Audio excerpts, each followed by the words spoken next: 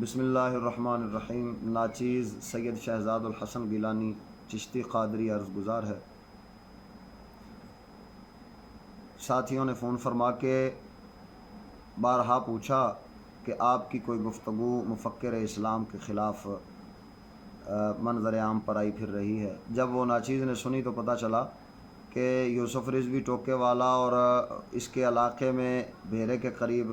بیان تھا کہیں پر، تو وہاں پر میں نے بلیکیوں سے سوالات اور اس ٹوکے والے سے سوالات کرتے ہوئے امام اہل سنت کا فتویٰ سنایا تھا کہ بد مذہبوں سے اتحاد حرام ہے۔ اس بات کو کسی نے کاٹ کر لگا دیا مفکر اسلام کی تصاویروں کے ساتھ اور یہ بدگمانی پھیلانے کی کوشش کی گئی۔ تو میرا سوال اب بھی باقی ہے بلیکیوں سے کہ بلیکیوں، اگر تم سیاسی اتحاد کرتے ہو تو اپنے مذہب کا دفاع کیسے کرو گے جب ان کے خلاف تم بولو گے نہیں؟ اور یہی سوال میں پوچھنا چاہتا ہوں صاحبزادے سے کہ جب تم بلیکیوں کے ساتھ اتحاد کرو گے اس بات پر کہ ہم تمہارے خلاف نہیں بولیں گے یا گالی گلوچ نہیں کریں گے تمہیں،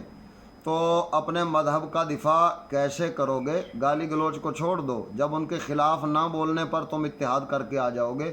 تو اس کا مطلب یہ ہے کہ تم اپنے مذہب کا دفاع بھی نہیں کر سکتے۔ جب تم مذہب کا دفاع کرو گے تو یہ تو بتاؤ گے کہ نہیں بتاؤ گے کہ کون ہمارے مذہب کو کہاں سے لوٹ رہا ہے،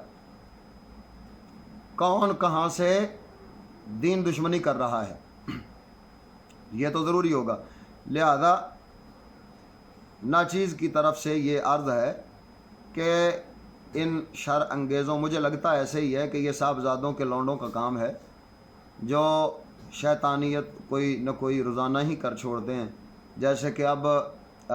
بعض علماء کرام جیسے مفتی نور محمد چشتی صاحب اور سید عثمان حیدر شاہ صاحب اور ناچیز کی تصویریں وغیرہ بنا کر اس طرح کی اوٹ پٹانگ حرکتیں کرتے ہیں، تو خیر اس کی جزا اللہ تعالی جل شانہ دینے کے لیے کافی ہے، مجھے اس پر کلام کرنے کی ضرورت نہیں ہے۔ لیکن جو چشتی صاحب کو یزیدی کہہ رہے ہیں، ذرا ان حسینیوں کا حال دیکھو کہ حسنین کریمین کی اولاد کے ساتھ تم کیا حشر کر رہے ہو، جبکہ ہماری طرف سے کوئی ایسا عقیدہ برا یا کوئی ایسا عمل برا بھی تم ثابت نہیں کر سکتے جس کی وجہ سے تم ہمارا استہزاء کر رہے ہو۔ رہا مسئلہ،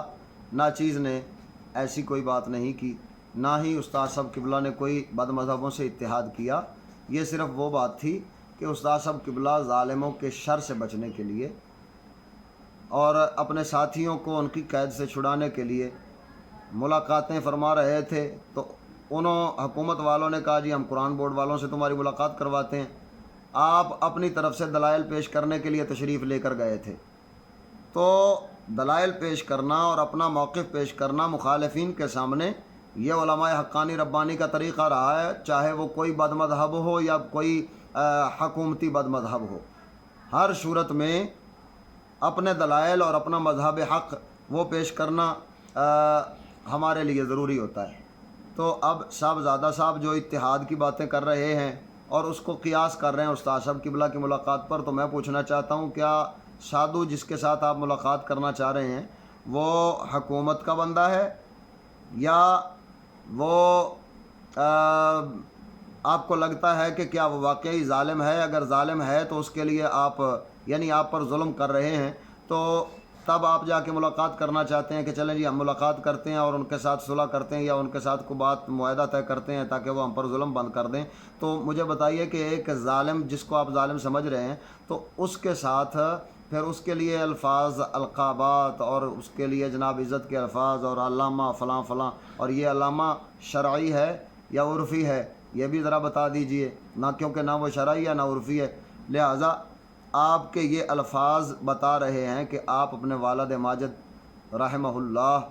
کے راستے پر نہیں ہیں، کیونکہ آپ سے ہزاروں نے سنا کہ اس جس کے ساتھ آپ ملاقات کر رہے ہیں بلیکیوں کے بڑے سے، اس سے پہلے جو ان کا بڑا تھا اس کا بھی بڑا تھا، تو اس کے لیے آپ کیا الفاظ استعمال فرماتے تھے اور یہ فرمایا کرتے تھے کہ میں نے اپنی زندگی میں ان سے بڑا کوئی دین دشمن نہیں دیکھا۔ لہذا اب تو آپ کے پاس بیٹھنے والے لونڈوں کو بھی یہ سمجھ آ جانی چاہیے کہ آپ اپنے باپ نے جو دین، آپ کے والد گرامی نے جو دین پیش فرمایا تھا، آپ اس پر قائم نہیں ہیں۔ تو اللہ تعالیٰ جل شانہ ناچیز کو حق پر قائم رکھے، ہدایت کاملہ والی زندگی اور ایمان کامل والی موت عطا فرمائے۔